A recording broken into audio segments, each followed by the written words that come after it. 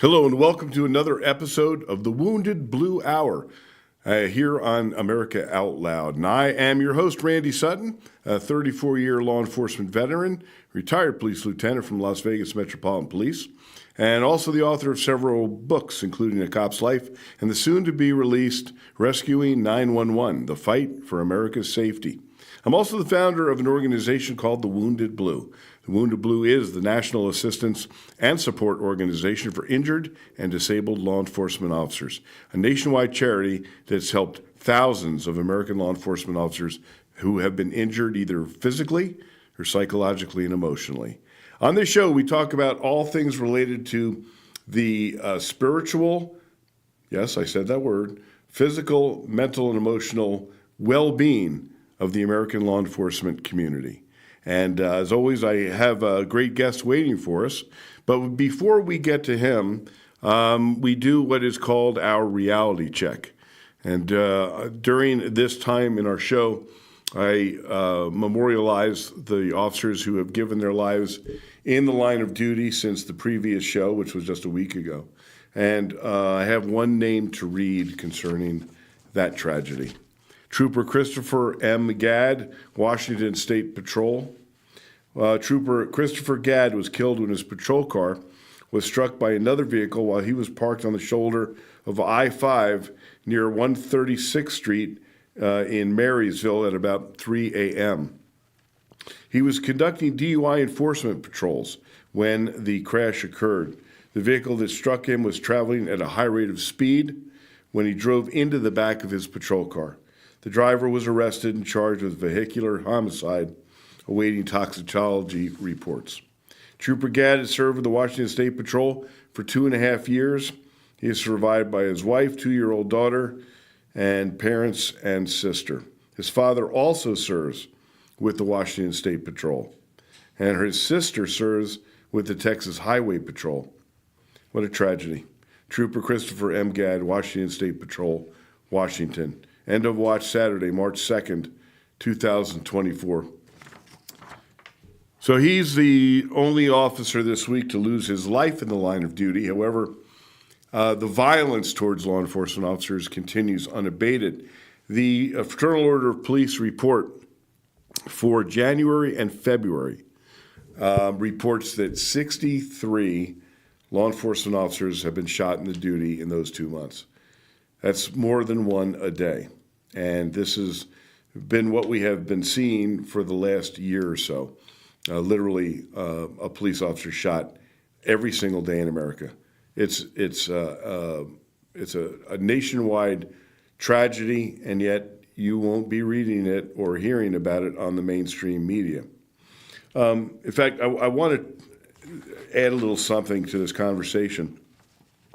This is from policeone.com, and this is a article that they had on their website, and this is from a Minnesota sheriff, and the quote is, "Can you care about us before we're dead?" Unquote. Minnesota sheriff speaks out after spike in assaults on law enforcement officers. In 2016, 350 officers were assaulted across the state of Minnesota. In 2022, the number rose to 1,062. Now, the author of this article is Joanna Putman. St. Paul, Minnesota. A sheriff is speaking out about violence against officers after a deputy was injured by gunfire, Fox 9 reported. A Ramsey County Sheriff's Office deputy was shot during a pursuit, according to this report. The bullet struck his bullet-resistant vest. 6 inches higher, and he would have been dead, said Sheriff Bob Fletcher. The Minnesota Bureau of Criminal Apprehension found that assaults on officers in the state doubled from 2019 to 2022, according to this report. In 2016, 350 officers were assaulted across the state, but in 2022, 1,062. Fletcher attributed the increase to mental health and access to weapons, as well as harmful rhetoric by elected officials. Quote, "You can't just label an entire profession as easily as they have, and I'm talking about high-level officials. It's damaging," Fletcher told Fox 9. The young kids who have heard this message the last 4 or 5 years are emboldened. Fletcher pointed out that despite the outpouring of support that typically comes when officers are killed in the line of duty, support from politicians can be scant. And he ended it with, "Can you care about us before we're dead?" You know, that's a very poignant statement and an article that I think really reflects on the situation, not just in Minnesota, but across America. The violence is the reality of the law enforcement officer's life. And of course, the Wounded Blue is here to help them. So I want to bring in my guest after I take a sip of my water. So I want to talk about, I'm going to give you a little background about him first. And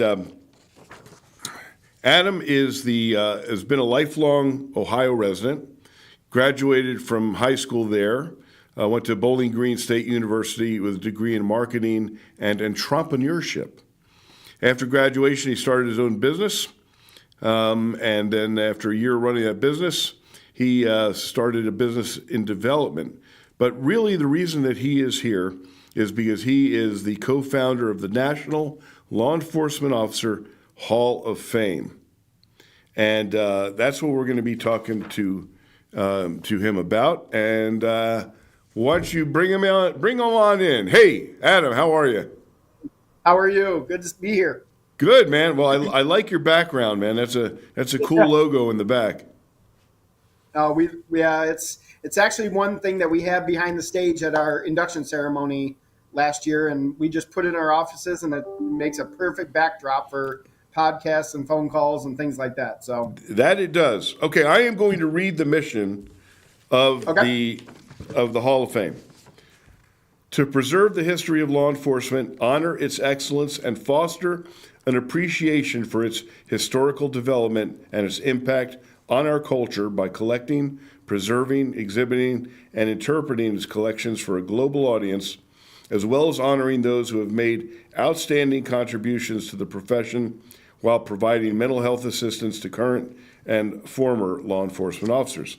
The National Law Enforcement Officer Hall of Fame was created in 2017 to honor law enforcement officers. The purpose is to recognize those officers that have gone above and beyond in one way or another in the line of duty. The Hall of Fame judges panel will be looking for those stories that show how the officer has gone out of their way to make a difference in their job and in their community. Any person nominated for induction into the National Law Enforcement Officer Hall of Fame can be an active, retired, or deceased law enforcement officer. There will be several honorees inducted into the Hall of Fame each year. The Hall of Fame looks forward to honoring LEOs each and every year. Although most say they don't do the job for the recognition, we feel their stories need to be heard. Great mission statement. Thank you. You actually did a lot of work there for me. You had it all lined up, right? There you go. All right, so let's talk about you, Adam, for the moment. Mm-hmm. You didn't grow up as far as you never entered the law enforcement service yourself. So what was it that inspired you to take on such this is a major endeavor. So what inspired you to do that? So no, as you said, I did not grow up in law enforcement. I actually am the chairman of the Entrepreneurial and Business Excellence Hall of Fame in Northwestern Ohio and Southeast Michigan. My really good friend, Megan Stockberger, who is the co-founder of the Hall of Fame with the National Law Enforcement Officer Hall of Fame with me, her father was retired Toledo police. At the end of one of our business events in 2016, so in November, Joel Shear, Megan's father, came to us and said, "You guys need to do a Hall of Fame like you're doing for law enforcement officers." And we're like, what do you mean there has to be one? But after about a month of research, we had website, we had logo, we had trademark, and everything that we needed to do business-wise to create this event. It did start out as just a little small local program. I think we had about 60 people at a lunch the very first year. We got to about 125 the next year, and then in 2019 we went national with the help of a local or a national training company. And that helped us catapult us into the next endeavor and going nationally.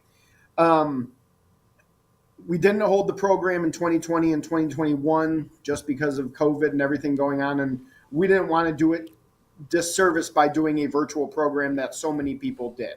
So we held off on the event for those 2 years. And then 22 and 23, we also increased in size. And last year and this year last year we honored 9 people from 8 states. This year we're honoring 8 people from 7 states. And just the amount of exposure that we've had and meeting people like you, Randy, that are giving us another voice and getting our name out there is just helping us so much. Because as we talked about last week, we're just a small organization just trying to make a difference and getting those stories out there that are the positive aspects of law enforcement that not everyone sees on a day-by-day basis. And unfortunately, with what you just read before, we have some of those stories every single year. And we don't have the big stories that the mainstream media might have. We are trying to get some of the smaller stories out there in national recognition so that everyone can see what the daily life of a law enforcement officer is, whether it be dealing with, one of our winners, Carly Travis, this year out of Middletown, Connecticut, literally was attacked with a hammer and she had to open fire and shoot the suspect. The guy was charging at her. And this is just one of our winners last year was a 26-year-old. His name was Alec Irato. He watched both his partners get shot and killed in line of duty. He was shot and he still apprehended the suspect and killed him with a single gunshot wound. But these are those stories that not everyone's hearing about on a national level. And that's what we are trying to do is bring forth those stories. Randy, 35 years, I don't even want to know how many crazy events that you had to deal with in Atlantic City and Vegas, But not Atlantic City, not Atlantic City. Oh.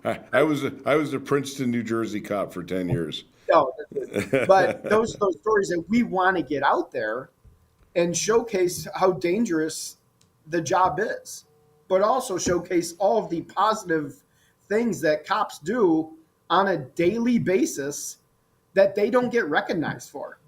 Megan Sockberg, the co-founder, always tells a story that her dad, and in Toledo, Ohio, you don't make that much money.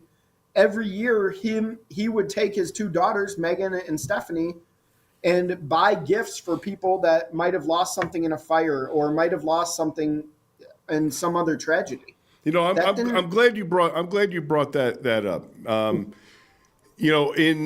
In my decades of law enforcement service, I can't tell you, it's not hundreds, but in the thousands of acts of kindness that I saw my brothers and sisters, volunteer to do. Anything from, as you said, replacing items that were lost in a fire, buying Christmas gifts for kids that just didn't, their parents didn't have any money. There were so many that they're literally uncountable. But it is an illustration of what it really means to embrace what it means to be a cop. And I, for one, am gratified that your Hall of Fame exists. And I believe it needs to be much more recognized than it is. But of course, you are a very young organization, so I know you're going through the growing pains of that. But let me ask you this: when you decided to create this, you and Megan, what were the challenges that you faced? Did you face challenges as far as people saying, this is law enforcement, why are you doing this?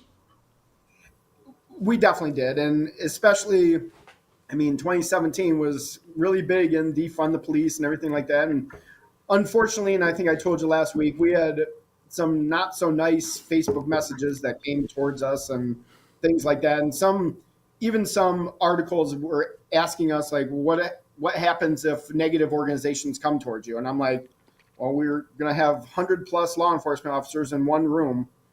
I think we're going to be okay if anything negative is going to happen to us.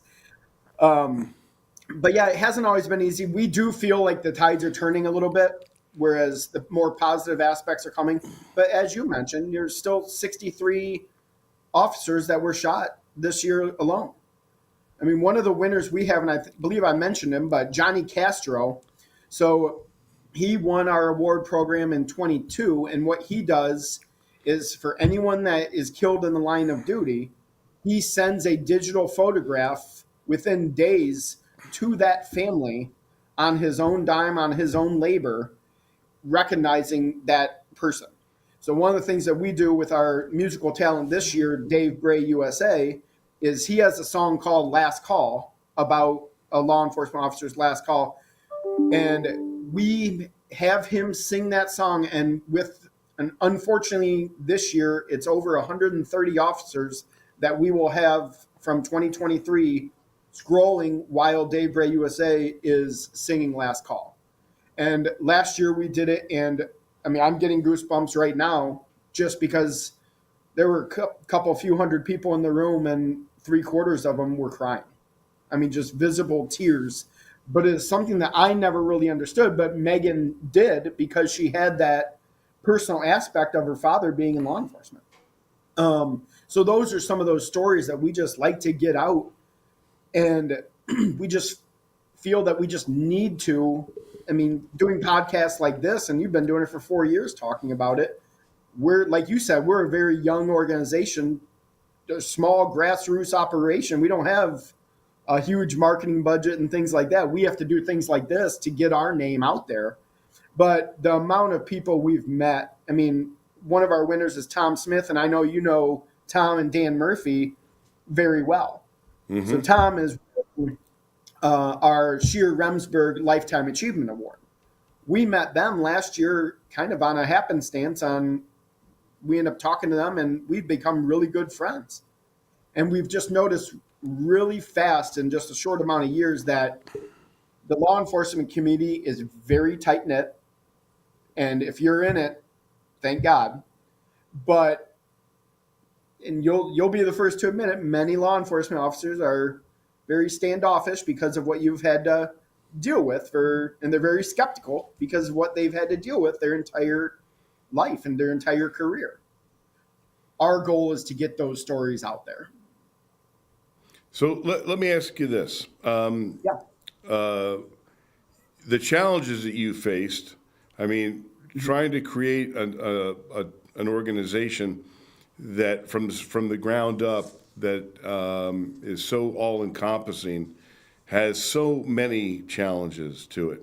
Mm-hmm. Have you been getting any support from law enforcement agencies or law enforcement unions?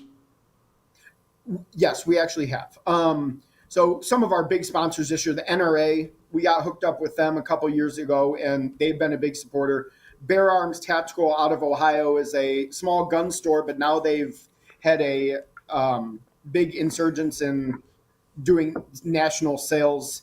Actually, this year we started a Canine Award, which is sponsored by the Fox and Hound Canine Foundation. And the two big police unions in Texas are both sponsors this year. The Texas Municipal Police Association, the TMPA, and CLEAT, which is the Combined Law Enforcement Association of Texas. So that has helped a great deal in getting our name out there and being able to make the move to Texas, because as we talked about last week, it doubled our budget just to move from Toledo to Fort Worth. But it's something that we knew we had to do. Logistically, and Texas loves its law enforcement. But as I said, any donation helps, and any sponsorship coming to the event is what we really want people to do, to be in the same room that night to see the energy and the positive aspects that we are promoting for this industry. Because as you read in our mission statement, we're trying to promote the good where there's just so much negative that both Megan and I and people like you are promoting the good. But there's just, if you watch mainstream media and things like that, there's a lot of times that they focus on the negative, and our entire goal is to just focus on the positive aspects and showcase those stories of officers that you have not heard of, but we are bringing them to light. So you're going to be holding your major event in Fort Worth this year. Yes. It's on March 22nd. So we're stressing a little bit. We're about 2.5 weeks away. We're holding at the Omni. I mean, if you've ever been to an Omni, they're fantastic hotels. But yeah, it's on March 22nd. It's a Friday. We moved it to a Friday from a Thursday the last few years. Like I said, we have 8 different winners. Kyle Reyes, who owns Law Enforcement Today. Kimber Gist, who is winning the Courage and Service Award. She's out of South Carolina. Wesley Smigelski out of Coloma Township, Michigan. Carly Travis, I mentioned, out of Middletown, Connecticut. Our Founders Award is Derek Diggs, who was actually the police chief in Toledo for many, many, many years, and then moved and became the chief police at Fort Myers Police Department, and sadly, just over a year ago, passed away from cancer. So he's being awarded posthumously. Our Canine Award is, unfortunately, Canine Kit out of Braintree, Massachusetts, is posthumously being awarded because he was killed in the line of duty as well. But his handler, Billy Cushing, is going to be there. Jeffrey Heath is our School Resource Officer of the Year. He's out of, I think it's Wacomico County in Maryland.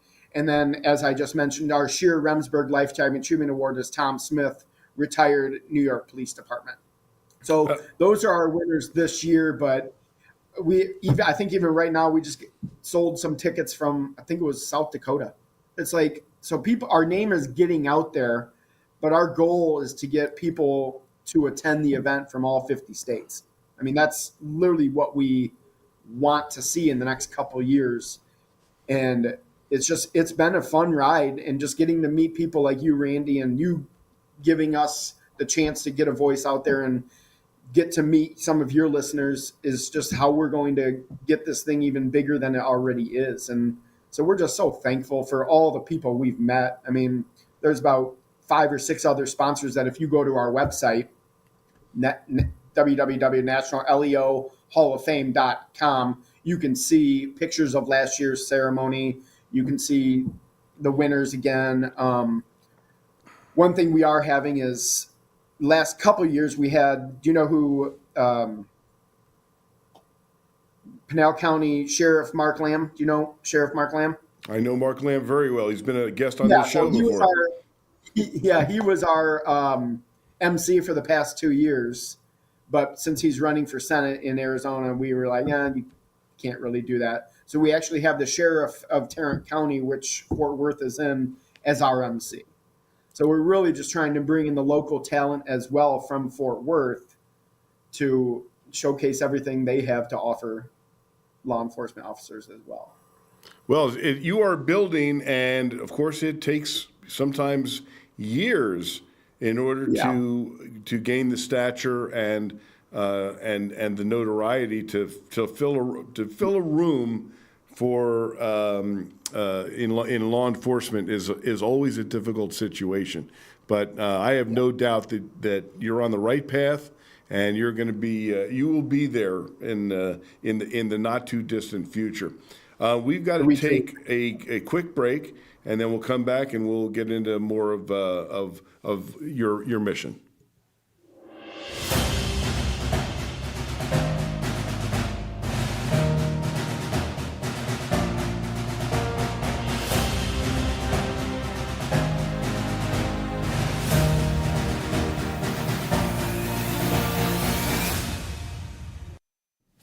One Nation Coffee.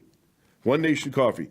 Patriotic, veteran-owned, very, very good coffee. I actually went down and visited their roasting facility and met with the folks down there, John and his crew, and they are amazing people. The coffee is delicious. You order it online. They bring it right to your house. You can get the ground coffee. You can get beans. I like to grind my own. They've got also got these, the containers that you put in your Keurig or whatever that thing is called. So One Nation Coffee. Go to onenationcoffee.com. Order your coffee, and you'll get great coffee, and you'll be supporting a patriotic company that supports the Wounded Blue. So go to onenationcoffee.com.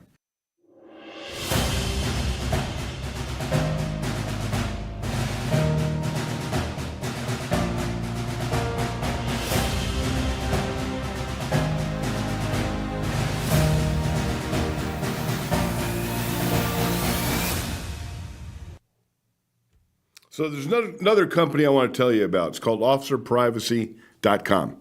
And what the hell is officerprivacy.com? I'll tell you what it is. It's a law enforcement-owned company that actually goes into the internet and removes items of information about you and also your family.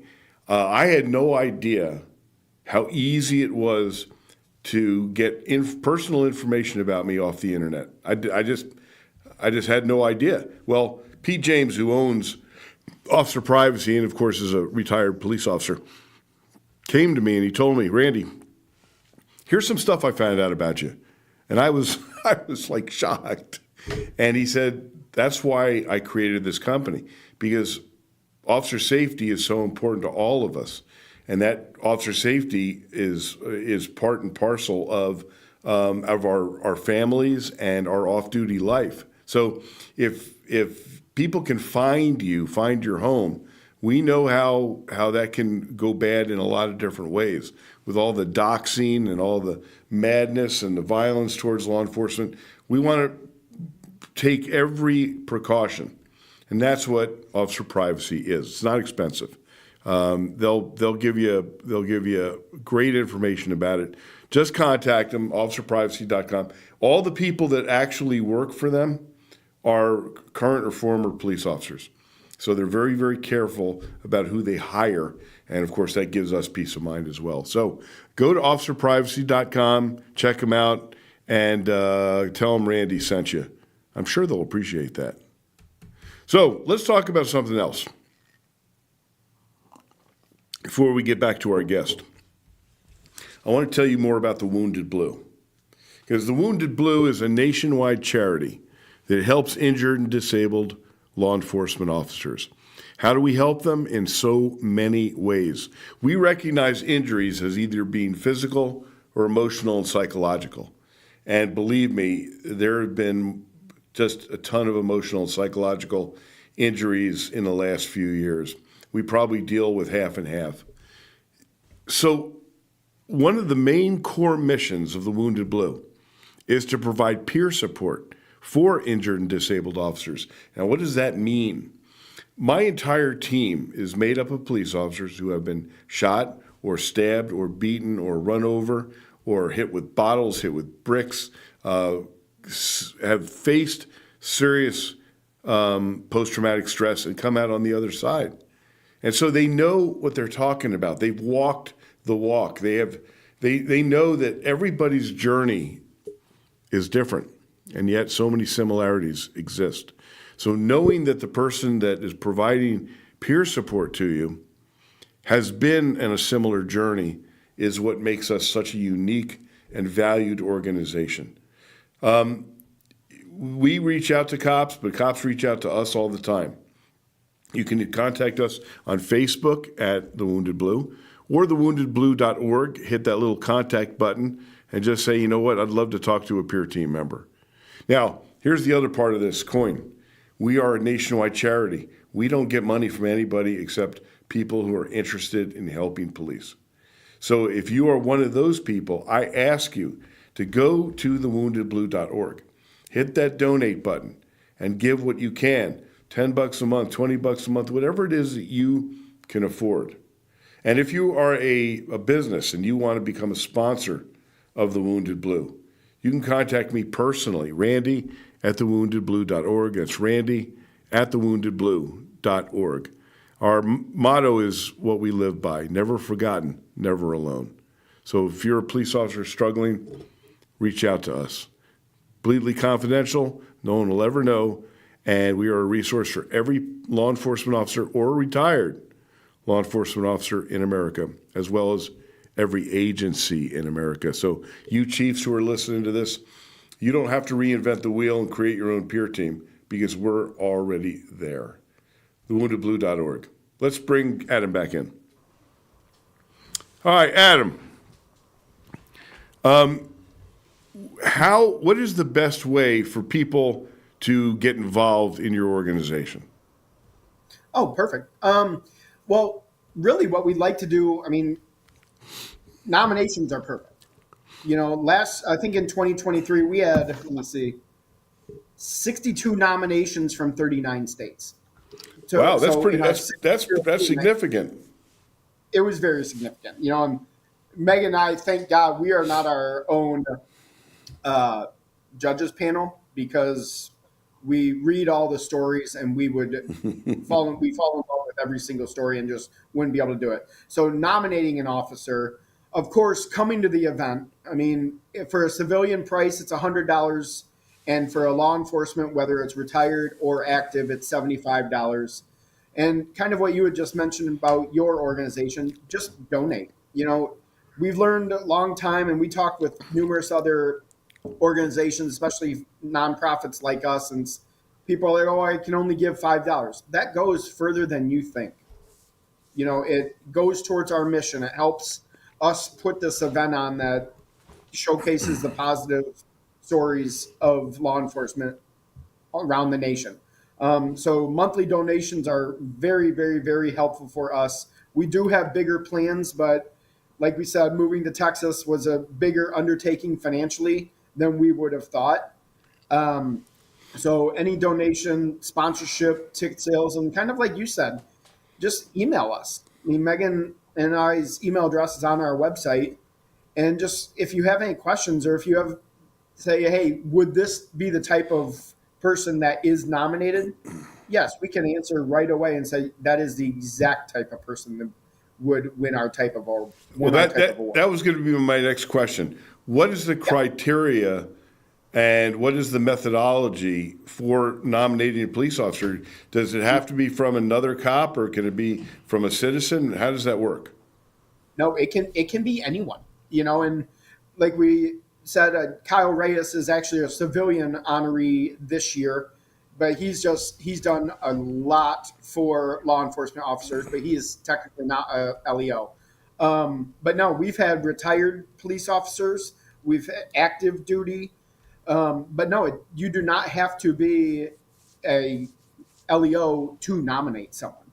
But we are really just looking for those people that go above and beyond. I know it's in our mission, but this sounds bad because everyone's very important. But if it's a traffic cop that has given 20 years, that might not be the person. But is it how other ways that people are going above and beyond the call of duty, kind of like we mentioned earlier about a lot of school resource officers, they implement programs into the school to help. So those are one of those types of people that we are looking for. And we mentioned the Fox and Hound Canine Foundation Canine Award. That's one that we think is going to end up getting quite some traction, because everyone knows a canine LEO that sadly many of them know that have died in the line of duty. But we're trying to get one that is still alive to have them come to the event, But as we said, if you email or call Megan or I, any introductions to people that are pro LEO, that think they would be good advocates for us, or should we talk to someone? We're a smaller organization. We don't have the backing of everyone yet. So if you sit there and say, oh my God, and I'm going to use you for example, Wounded Blue, this is right up your alley. Well, connect us and see if there's ways that we can help each other out. Because that's the one thing we've learned a lot within this tight-knit community is we're all out to help each other. It's us against the world. And I mean, I will do anything to help you out. If you're looking to get in touch with someone that I might know, I will make that connection for you. And we kind of expect the same of other people as well. Um, but yeah, it's the nomination process is very simple. You just go online on our website and there's a nominate button. Fill that out. You can attach different um, documents or cops use CVs, curriculum vitae, and things like that. And then once we know more information, we try to do a little bit of background on the officer, but it's not always the easiest. Well, But yeah, those are. what is the criteria for nomination? I mean, it's a lifetime achievement award, or I understand what that means, but what's the criteria for nominating someone for the Hall of Fame? I'm gonna pull it up real fast. So like some of the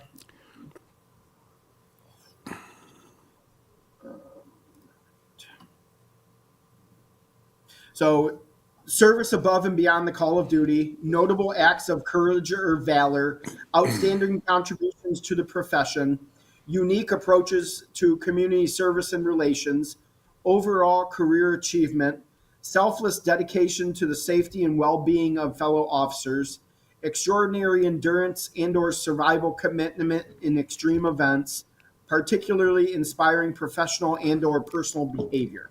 Those are just some of the criteria that we have seen in the past. We've had Courage and Service Award, we've had Distinguished Service Award, School Resource Officer of the Year Award, of course, the Sheer Remsburg Lifetime Achievement Award. The beautiful thing about our organization is because we own it, if you were to come up and say, oh, someone's nominating Randy and he doesn't fit the mold of some of the other awards that we've had in the past, we ask our judges, is it something else that he should be nominated for? And then we can create that award customized towards that honoree versus just here's the same 5 awards that you get every year. Understand? Yeah, that makes sense. You got to go be fluid here, right? Oh yeah, and we try to do that as much as we can. But it's Megan and I. We have great supporters. But as we talked about last week, it's kind of like you. I mean, you could, in your organization, you could have 100 people working for you and still not get everything done. And we're kind of dealing with that now because we have to run the event, but then we also have to fundraise and we have to talk to people coming to the event. And it's the two of us doing everything, which is, we wouldn't have it any other way. But as we talked about, it's a large undertaking. Well, let me ask you this. Yeah. Are you looking for volunteers to help you? Always. So for my viewers and listeners, if you are looking to volunteer for an organization that helps law enforcement, you might want to consider this organization. No, yeah, that's just one of those things that and you probably have as well, as we bought the challenge coins, which I never really understood how big that was in the law enforcement industry. And we have, I mean, you can see behind us a little bit here, we're getting our collection, but we're looking to send those out to people as well. So if there's someone that's a volunteer, especially around this Ohio or Texas area, that's an easy way to just help us and send those to people that think they might be willing to help us.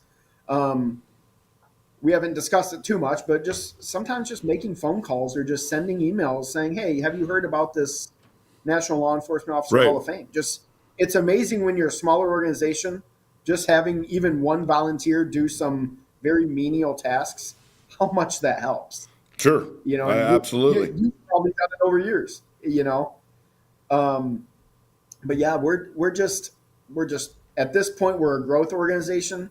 People are still like, well, I was on a call today and they were like, well, have you heard of this 501c3 in Fort Worth? I'm like, nope, but can you send me an email introduction to them? And, if they bring 1 or 2 people, it's in their backyard.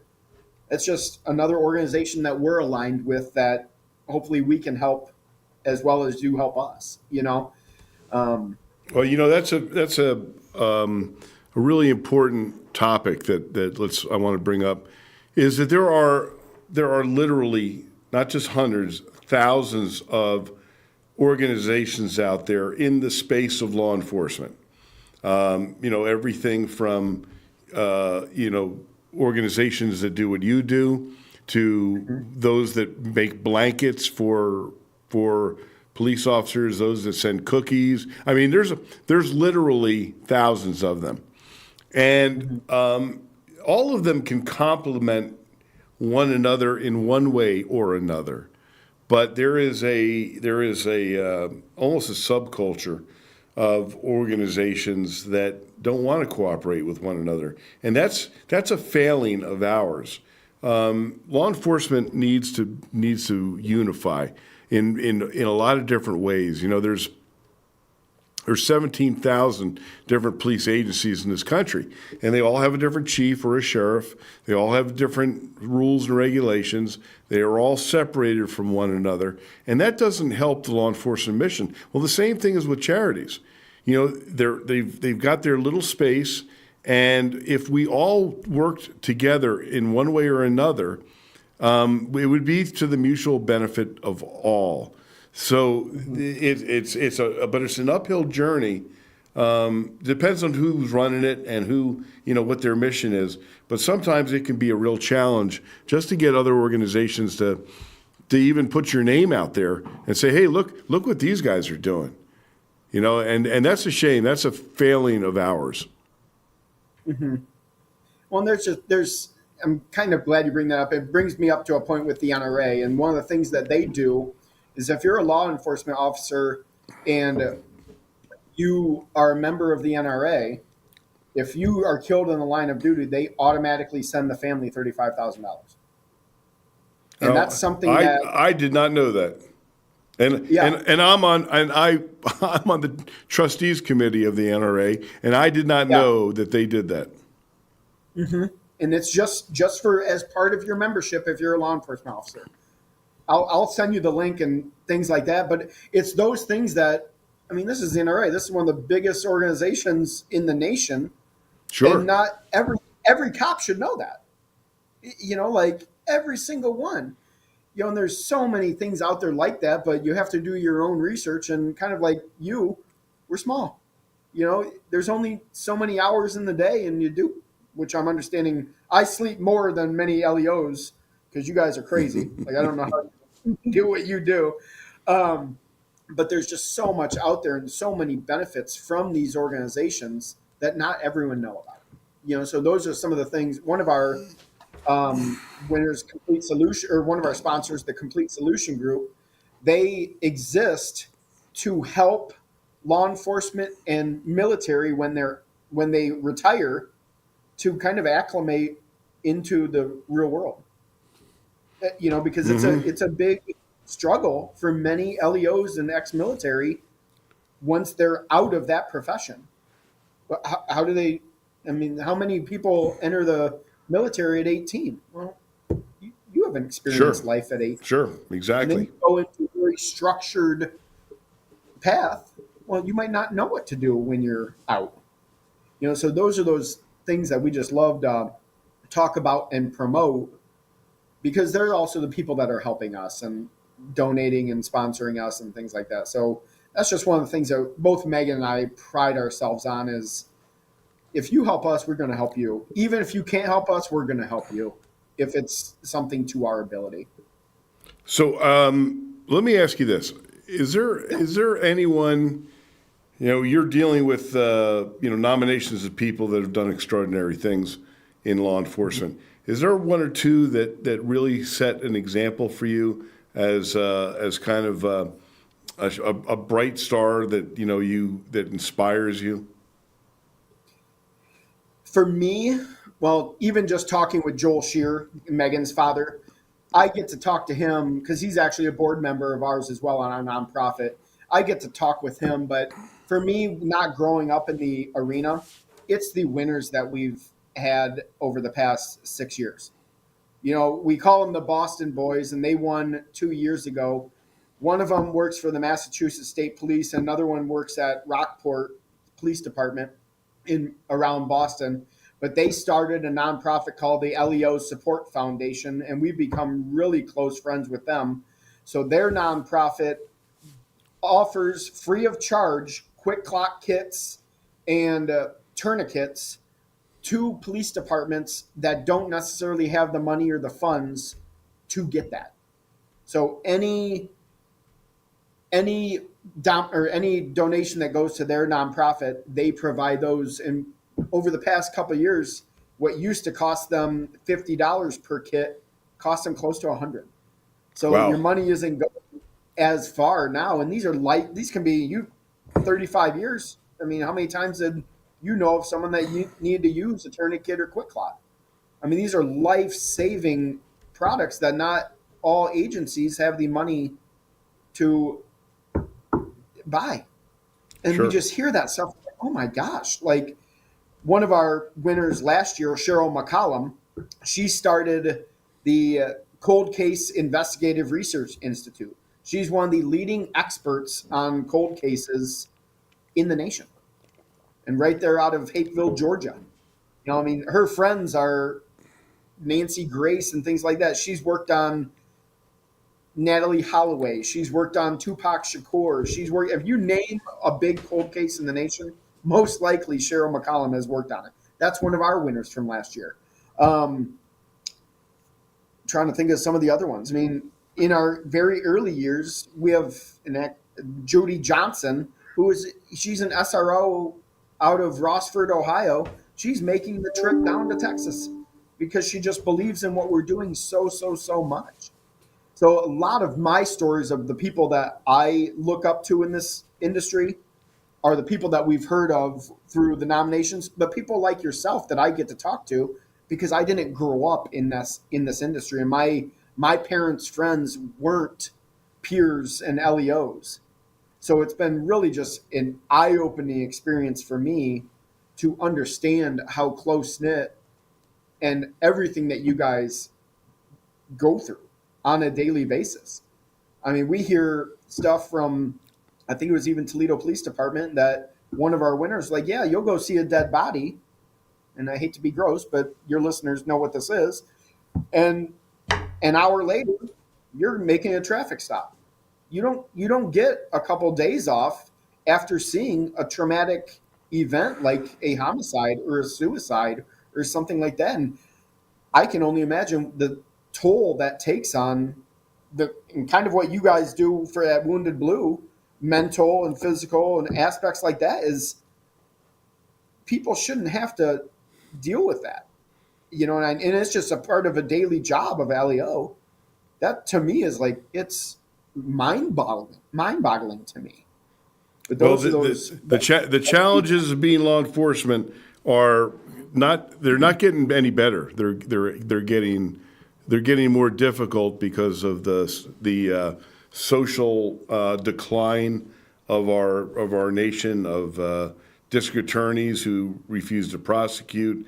I mean, there's a myriad of other stressors that didn't exist 15 years ago that now these men and women are having to face, and at the same time, the physical dangers are rising instead of diminishing. So it is more and more a challenging job. But one more time, how do people contact you? So our website is www.nationalleohalloffame.com. Our phone number and email addresses are on that. And kind of like you had brought up earlier, Randy, the best way to just support us and help us is through a donation, through a sponsorship, through a ticket. You know, some of our sponsors are sitting there saying, I believe in your organization so much, I can't make it to the event, but I can give $1,000. I can give $2,500. Can that sponsorship purchase tickets for some law enforcement officers that might not be able to come? So we do have some of those people that are donating money like that. And just our big thing, especially with the induction ceremonies, we just want to blow it out of this world and show the law enforcement officers we are so proud of them and what they do on a daily basis. And we had mentioned you're not coming for a tiny little $10 salad at a lunch anymore. I mean, we're going all out, and because it's what LEOs across the U.S. deserve, And when is your event again? it's Friday, March 22nd at the Omni in Fort Worth, Texas. Okay, Logistically, it's really easy. So for my listeners, there's plenty of time to get a ticket. And I may be working on seeing if I can slide down there myself here. So, Adam, thank you so much for taking some time and joining me here at the Wounded Blue Hour to talk about your amazing organization. I wish you nothing but luck, and I'm sure that as years go by, you will be part of an organization that is touching the lives of thousands of people. We truly appreciate it. Thank you so much, Randy. So before I say goodbye, I want to talk about the National Law Enforcement Survival Summit. That is the signature event for the Wounded Blue when it comes down to fulfilling our mission. Our mission is to improve the lives of injured and disabled officers through support, education, assistance, and legislation. And on the education part, the National Law Enforcement Survival Summit will be in its fourth year, September 26th through the 29th in Las Vegas. Now, in one of my jobs with the Las Vegas Metropolitan Police, I was the director of advanced training, the supervisor of advanced training. And so I went to tons of police conferences, tons of them. Most of them were very non-memorable, let me put it that way.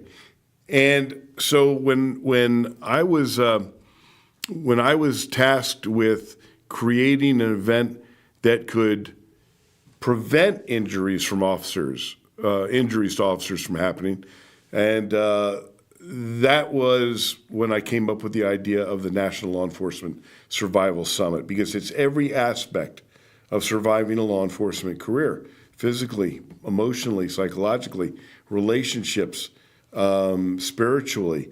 And we have some of the finest speakers in the country, people that are sharing their stories. It is unlike any other law enforcement conference you will ever attend, I promise you.